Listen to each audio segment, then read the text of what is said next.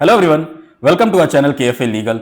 और आज जो हम लोग करने वाले हैं वो है टॉप 100 जजमेंट में जो एक नया केस है, उर्मिला दीक्षित वर्सेस सुनील शरण दीक्षित। माय नेम इज उज्जवल दीक्षित, मैं इनसे रिलेटेड नहीं हूं। खैर, अच्छा एक बात, टॉप 100 जजमेंट आप लोग पूछ रहे थे कि सर कम क्यों आ रहे हैं, कम क्यों आ रहे हैं। देखिए पता नहीं क्या हुआ है यार, मुझे टॉप 100 जजमेंट मिल ही नहीं रहे हैं। अगर मैं किसी को कह रहा हूं कि लैंडमार्क जजमेंट ये है तो ये इंपॉर्टेंट जजमेंट होना चाहिए। और पता नहीं सुप्रीम कोर्ट में इस बार क्या हो गया है कि 2025 में सुप्रीम कोर्ट लैंडमार्क जजमेंट पता नहीं क्यों नहीं डिलीवर कर रही है। बहुत केसेस पड़े हुए हैं, ऐसा नहीं कि केसेस पड़े नहीं हुए हैं। सीए एनआरसी 2019 का पड़ा हुआ है, अभी उस पर कोई ऐसा नहीं आया है। उसके बाद एंटी कन्वर्जन लॉ की जो कॉन्स्टिट्यूशनल वैलिडिटी चैलेंज की गई है, उसके बाद प्लेसेस ऑफ वर्शिप एक्ट का पड़ा हुआ है, वो भी इंपॉर्टेंट है। उसके बाद हिजाब में पता नहीं क्या हुआ, आप लोग को पता तो बताइएगा कि जो लार्जर बेंच को रिफर किया गया था उसमें क्या हुआ। तो ये इंपॉर्टेंट जजमेंट है, लेकिन जब मैं अब जाता हूं, मैं खोलता हूं डाइजेस्ट कि चलो देखता हूं कि कौन सा इंपॉर्टेंट जजमेंट आ गया, या फिर दिन में देखता हूं तो मैं देखता हूं कि सुप्रीम कोर्ट या तो कस्टडी डिसाइड कर रही होती है चिल्ड्रन की, कि बच्चा कहां रहेगा, मां के पास के पिता के पास, या मेंटेनेंस डिसाइड कर रही होती है, या फिर हो सकता है थोड़ा ज्यादा हो जाएगा तो बेल देख रही होती कि नीचे 4 बार रिजेक्ट होके आ चुकी, 5वीं बार में क्या होगा। मतलब, और ये मैं नहीं कह रहा हूं, ये सुप्रीम कोर्ट के जजेस ने खुद कहा है। आप जाइए अभी गूगल करिए जाके कि सुप्रीम कोर्ट के जजेस ने कहा है कि हम बेल के कोर्ट बन गए हैं या फिर मैट्रिमोनियल डिस्प्यूट के कोर्ट बन गए हैं। और ये बहुत ही दुर्भाग्यपूर्ण है। हंस मैं जरूर रहा हूं, लेकिन आप अगर 2009 की लॉ कमीशन की रिपोर्ट देखेंगे जाके तो आप पाएंगे कि वहां पर यही कहा गया था कि एक दिल्ली में कॉन्स्टिट्यूशनल बेंच की बात करी गई थी कि सुप्रीम कोर्ट की एक कॉन्स्टिट्यूशनल बेंच दिल्ली में बना दीजिए आप, उसके बाद रीजनल बेंचेस बना दीजिए, तो जो कॉन्स्टिट्यूशन मैटर हैं वो पहले डिसाइड हो। It is the primary duty of the supreme court to decide those matters which talk about constitutional validity of any act. अब लोग कहेंगे कि हाँ वो फंडामेंटल राइट बचा रहे हैं बेल के लिए, लेकिन फिर हम कहां पे लाइन ड्रॉ करेंगे। एसएलपी का दुरुपयोग हो रहा है आज की तारीख में। आप देखिए ना, कितने जजमेंट पड़े हुए हैं, कितने ऐसे जजमेंट हैं जिन पे सुप्रीम कोर्ट को अभी तक फैसला दे देना चाहिए था, लेकिन वो नहीं दे पा रहे हैं। क्यों? क्योंकि एसएलपी से उनको एकदम से क्लॉक कर दिया जा रहा है। इतनी एसएलपी वहां पे भेज दी जा रही है, रोज एसएलपी फाइल हो रही है। किस बात पे फाइल हो रही है? कि 4 लाख मेंटेनेंस मिलेगा पत्नी को कि 5 लाख मिलेगा। इररिवर्सिबल ब्रेकडाउन ऑफ मैरिज के बारे में पता है, बहुत समय तक तो सुप्रीम कोर्ट 142 का यूज करके यह देख रहा था कि शादी कहीं ऐसे तो नहीं टूट गई है मियां बीबी की कि वो साथ में रह ना पाए। मतलब मैं नहीं कह रहा हूं कि कोर्ट को नहीं देखना चाहिए, लेकिन फैमिली कोर्ट देख ले, उसके बाद थोड़ा और जाए हाई कोर्ट देख ले, लेकिन इतना ऊपर जाके आप ये कह देते कि इररिवर्सिबल ब्रेकडाउन ऑफ मैरिज एक ग्राउंड होगा डाइवोर्स का, और आगे बढ़ते उसके बाद नीचे वाले कोर्ट को डिसाइड करने दीजिए। अब अगर हम लोग हर केस में ये देखेंगे जाके कि 142 का यूज करें और देखें कि शादी कैसी है, शादी चल रही है, तो कम से कम 50 करोड़ शादियां हैं देश में, सब लोग पहुंच गए तो क्या होगा। लेकिन ठीक है, क्या बताया जाए, छोड़ो। और कंटेम्प्ट ना लगे भाई, मतलब मुझे अभी टॉप 100 कंप्लीट करना है, तो कंटेम्प्ट ना लगे तो अच्छा होगा। खैर छोड़िए, अब हम लोग जो बात करने वाले हैं वो उर्मिला दीक्षित वर्सेस सुनील शरण दीक्षित की है। ये क्या केस था? ये केस है कौन से एक्ट का? ये केस है maintenance and welfare of parents and senior citizen act 2007 का। ठीक है, अब बात क्या हुई कि इसका जो सेक्शन 23 है वो यहां पर क्वेश्चन में था। मैं पढ़ूंगा नहीं, मैं आपको ऐसे बताऊंगा पहले कि चीजें क्या थी। देखिए, इसका एक प्रोविजन है, मैं एक पेज ऐड कर लेता हूं। ये गया, पेज ऐड हो गया। इसका एक प्रोविजन है जिसको कहा जाता है सेक्शन 23। ठीक है, सेक्शन 23 वो ये कहता है कि अगर कोई गिफ्ट एक सीनियर सिटीजन ने की है, सीनियर सिटीजन इस एक्ट में डिफाइन है। अच्छा, आप बताइएगा अगर आपको चाहिए हो तो मैं इसका 30 मिनट का एक वीडियो ले आऊंगा जो इसके इंपॉर्टेंट प्रोविजंस की बात करे, क्योंकि ये माइनर लॉ में आ जाएगा। अगर ये केस को इंपॉर्टेंट माना कंसोर्टियम ने तो हो सकता है कि वो इस एक्ट से भी क्वेश्चन पूछ लें। कुछ ही इसके इंपॉर्टेंट है, सेक्शन 4 जैसे बहुत इंपॉर्टेंट है, कुछ डेफिनेशंस इंपॉर्टेंट है, जैसे सीनियर सिटीजन कौन होगा, रिलेटिव कौन होगा। तो सीनियर सिटीजन वो व्यक्ति है जिसकी उम्र 60 साल से ऊपर, 60 साल या 60 साल से ऊपर हो गई है। तो सेक्शन 23 कहता है कि जब भी कोई गिफ्ट डीड करता है ऐसा व्यक्ति, और उसने गिफ्ट की और उसमें एक कंडीशन लगा दी कि जिसको वो गिफ्ट दे रहा है उसको, जो गिफ्ट कर रहा है मतलब डोनर जो है, वो डोनी को जब गिफ्ट कर रहा है तो डोनी की जिम्मेदारी है कि वो डोनर को मेंटेन करे, उसके जब बुढ़ापा है तब, जब वो बूढ़ा हो तो उसको मेंटेन करे लाइफ लॉन्ग। ये सेक्शन 23 है। थोड़ा सा हम लोग पढ़ लेते हैं तो हम लोग को ज्यादा समझ में आएगा इसके बारे में। सेक्शन 23 आ गए हम फटाक से, यहां देखो, where any senior citizen who आप, यार ये वाला पेन नहीं यूज करूंगा मैं, ये क्यों यूज करूं, ये करूंगा। Where any senior citizen who after the commencement of this act has transferred by way of gift or otherwise his property, एक सीनियर सिटीजन ने अपनी प्रॉपर्टी को ट्रांसफर किया है, सब्जेक्ट टू द कंडीशन, एक कंडीशन लगा दी है, दैट द ट्रांसफरी शेल, जिसको ट्रांसफर किया है वो provide the basic amenities and basic physical needs to the transferor, मतलब सीनियर सिटीजन को जो ट्रांसफरी है, जो जिसको उन्होंने ट्रांसफर किया है, वो क्या प्रोवाइड करेगा, बेसिक एमिनिटीज और basic physical needs. And such transferee refuses और fails to provide such amenities and physical need, और ट्रांसफर करने के बाद देखो हुआ क्या, सिंपल समझिए, मैं 60 साल का हूं, मैंने आपको एक गिफ्ट डीड की और कहा कि मैं आपको ये प्रॉपर्टी दे रहा हूं सब्जेक्ट टू द कंडीशन कि भाई आप मेरा ख्याल रखेंगे, बुढ़ापे में आप मुझे प्रोवाइड करेंगे basic amenities and basic physical needs, बुढ़ापा नहीं बोलना चाहिए, ओल्ड एज में। अब क्या हुआ कि आप निकले होशियार चंद्र, आपने कहा ठीक है तुमने गिफ्ट तो कर दी है, अब जब तुमने गिफ्ट कर दी है तो मेरे नाम पे हो गई प्रॉपर्टी, अब प्रॉपर्टी मेरे नाम पे होगी तो तुम भाड़ में जाओ, नहीं करूंगा मैं तुम्हें, नहीं मेंटेन करूंगा, नहीं तुम्हें बेसिक एमिनिटीज प्रोवाइड करूंगा। वही डील कर रहा है सेक्शन 23 कि अगर आपने ऐसा किया तो वो जो गिफ्ट डीड है वो वॉइडेबल है मेरे ऑप्शन पे, मतलब सीनियर सिटीजन के ऑप्शन पे वॉइडेबल है, अगर सीनियर सिटीजन चाहे तो कल कोर्ट जाके उसको वॉइड करार करवा सकता है। This is what section 23 says, shall provide the basic amenities and physical needs to the transferor, and such transferee refuses or fails to provide such amenities and physical needs, the said transfer of property shall be deemed to have been made by fraud or coercion or under undue influence, and shall at the option of the transferor be declared void by the tribunal, मतलब voidable। अगर मेरे option पे कोई चीज void है तो वो voidable है, मेरे ऑप्शन वो voidable है, ठीक है। तो पता नहीं क्यों ये लोग ऐसा वर्ड यूज कर देते हैं, घुमाना बहुत इनका काम है, नए जो लॉ आ रहे हैं इनमें घुमाया बहुत जा रहा है। पता है आपको, अगर आपको पता हो ना पता हो, सेक्शन 377 जो था आईपीसी का, उसका करस्पॉन्डिंग कोई सेक्शन ही नहीं है। सेक्शन 377 जो बात करता था कि अननेचुरल सेक्स अगर किसी व्यक्ति के साथ कर दिया जाए और स्पेशली अगर मैन के साथ विदाउट कंसेंट किया जाए तो वो क्राइम होता था, एक ऑफेंस होता था। अब इसका कॉरस्पॉन्डिंग कोई सेक्शन ही नहीं बचा है, कहां पे, बीएनएस में। तो मतलब अगर आपके साथ, अगर आप मेल हैं, अगर वुमेन है तो आप लोग रेप में फॉल कर जाएगा, भगवान ना करे, मतलब एक्स के साथ, आपके साथ नहीं। अगर एक्स एक मेल है और उसके साथ सोडोमी होती है, उसके साथ सोडोमी होती है तो वो हर्ट में जाएगा, और अगर थोड़ा मतलब ग्रीवियस, थोड़ी चोट ज्यादा लग जाती है तो ग्रीवियस हर्ट में जाएगा। क्या लीला है, खैर छोड़िए। अब वही सेक्शन 23 की यहां बात चल रही थी। तो सेक्शन 23 जो है वो मैंने आपको बता दिया कि कोई भी गिफ्ट अगर मैं आपको कर रहा हूं और उस गिफ्ट में मैं एक कंडीशन डाल रहा हूं कि आपको मुझे मेंटेन करना पड़ेगा, तो आपको मेंटेन करना पड़ेगा, अगर आप नहीं कर रहे हैं तो वो वॉइड हो जाएगी, वॉइडेबल है, मैं उसको वॉइड करा सकता हूं। अब बात ये आई, इस जो केस में बात आई वो ये आई कि मान लीजिए कि गिफ्ट डीड ये थी, ये गिफ्ट डीड है, ठीक है, गिफ्ट डीड है, इसमें आपने मुझे ट्रांसफर कर दी प्रॉपर्टी। अब इसमें आपने वो कंडीशन नहीं डाली कि नहीं ये गिफ्ट डीड वॉइड हो जाएगी अगर आपने मेंटेन नहीं किया, या फिर आपने ये कंडीशन नहीं डाली कि ये आपको मुझे मेंटेन करना पड़ेगा। आपने एक प्रॉमिसरी नोट अलग से बनाया और उसमें ये कंडीशन डाल दी, तो क्या ये गिफ्ट डीड वैलिड होगी? तो क्या ये गिफ्ट डीड वैलिड होगी?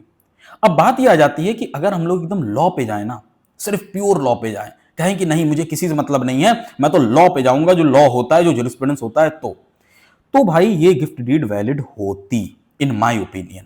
लेकिन क्योंकि सीनियर सिटीजन एक्ट एक वेलफेयर लेजिस्लेशन है जिसमें लोगों के भले के लिए हो रहा है, तो सिर्फ इस बात पे कि एक गिफ्ट डीड उन्होंने की थी उसमें कंडीशन नहीं डाली, जो दूसरा प्रोमिसरी नोट लगाया उसमें कंडीशन डाली, इसलिए इस गिफ्ट डीड को हम लोग वैलिड करवा दें। अगर ये उनको मेंटेन नहीं कर रहा है तो ये क्या सही होता? क्या ये जस्टिस करता? इसीलिए यही क्वेश्चन आया था इस कोर्ट में, इस केस में, कि क्या अगर कोई एक सीनियर सिटीजन एक गिफ्ट डीड करता है दूसरे आदमी को और उसमें ये कंडीशन नहीं डालता है कि आपको मुझे मेंटेन करना पड़ेगा, वो ये कंडीशन उसी के साथ एक प्रोमिसरी नोट लाता है, उसमें डाल देता है और उसके बाद उसको मेंटेन नहीं किया जाता है, तो क्या ये गिफ्ट डीड वैलिड होगी कि नहीं होगी विद दिस प्रोमिसरी नोट?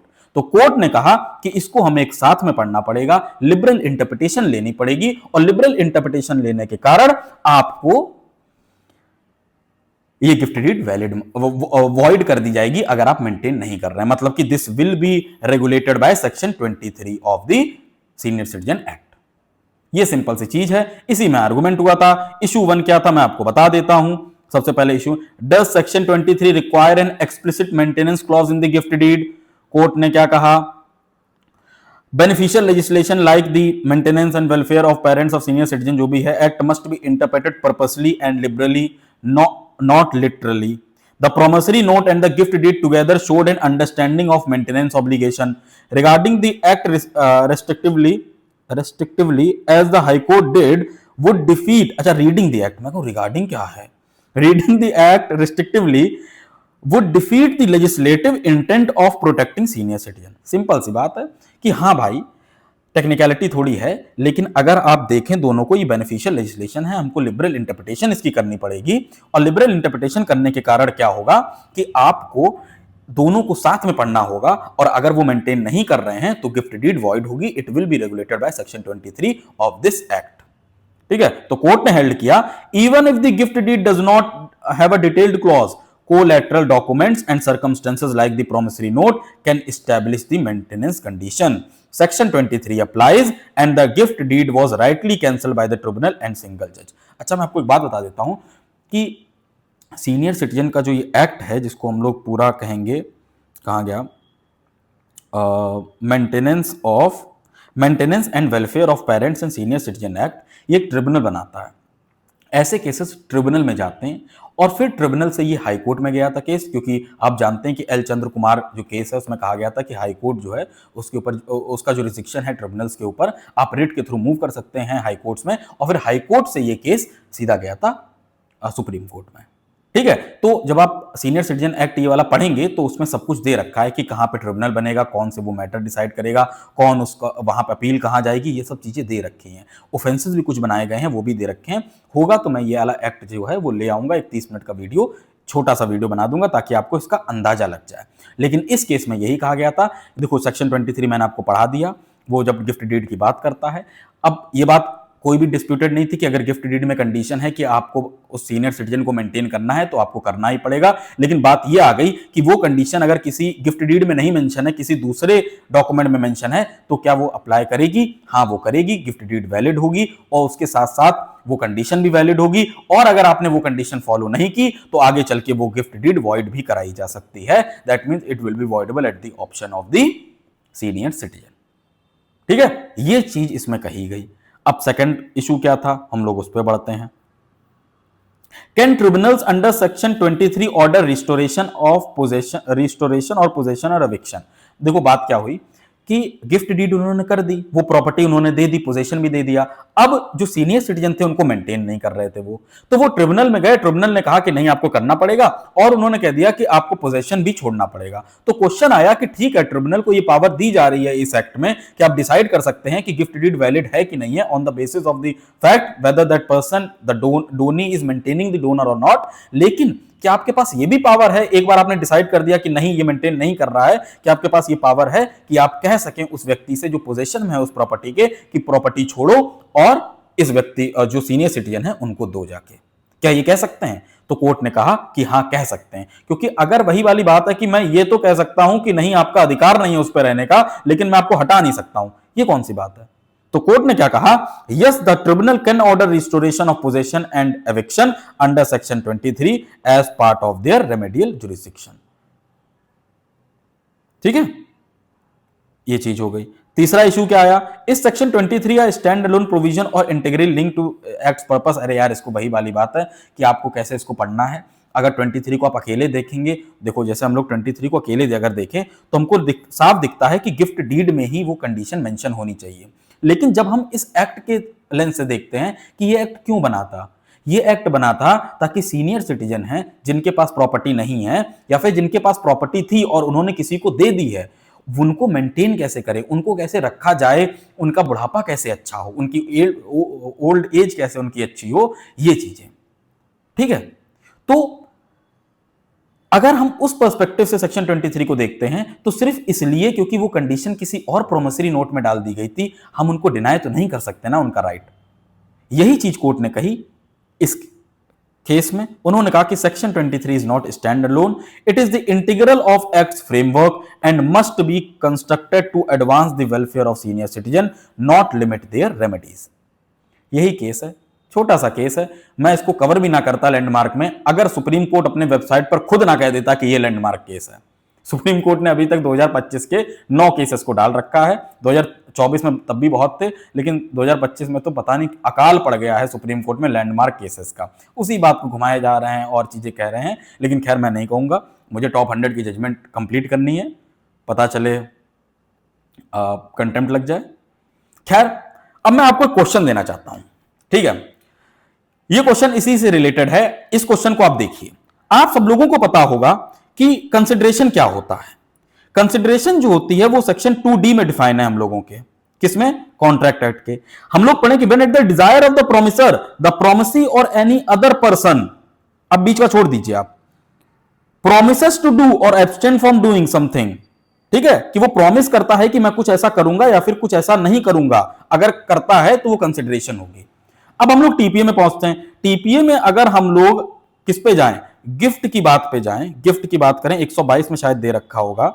हां, तो गिफ्ट क्या होती है कि transfer of certain existing movable और immovable property made voluntarily and without consideration. मतलब गिफ्ट विदाउट कंसिडरेशन होना चाहिए। और कंसिडरेशन क्या है? कंसिडरेशन का मतलब यह है कि अगर मैंने आपसे कहा कि आप मेरे लिए ये करिएगा आगे या फिर ना करिएगा।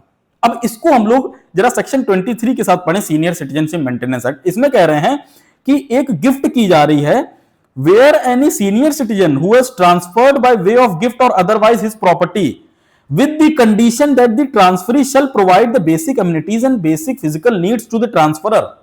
तो क्या ये कंसिडरेशन नहीं है? कंसिडरेशन क्या होता है? कंसिडरेशन ये होता है कि आप मेरे कहने पर कुछ करेंगे। एक पार्ट है कंसिडरेशन का। कंसिडरेशन बहुत बड़ी चीज है, लेकिन एक पार्ट है कि आप मेरे कहने पर फ्यूचर में कुछ करेंगे या फिर कुछ नहीं करेंगे।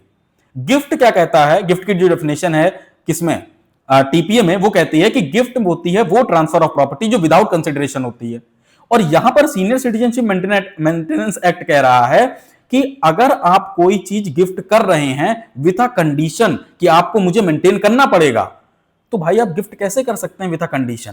क्योंकि ये तो कंसिडरेशन हो गई। It is not merely a condition, it is a consideration. Question rise किया जा सकता है कि नहीं किया जा सकता है? ये फालतू का क्वेश्चन हो सकता है, लेकिन आप इसका जवाब दीजिए कमेंट में कि ऐसा क्यों है। और ऐसा सेक्शन 126 टीपीए की वजह से नहीं है, वो आंसर नहीं है, तो वो मत प्लीज लिखना, ठीक है। इसी एक्ट में दे रखा है, आप बताइए। तब तक नेक्स्ट वीडियो में मैं देखता हूं कि कौन सा सुप्रीम कोर्ट ने अच्छा जजमेंट दे दिया है, मैं वही लाऊंगा। Thank you.